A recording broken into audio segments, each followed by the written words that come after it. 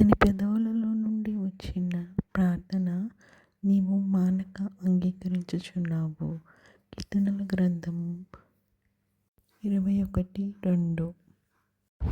పరలోకమందున్న మా తండ్రి, నీ నామము పరిశుద్ధపరచబడును గాక.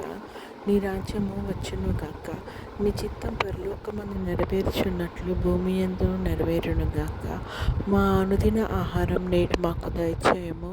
ఇతరులు మా ఎడల చేసిన అపరాధములను మేము క్షమించిన ప్రకారము మా అపరాధములను క్షమించుము. మమ్మల్ని శోధనలోకి తేక కీడు నుంచి తప్పించుము.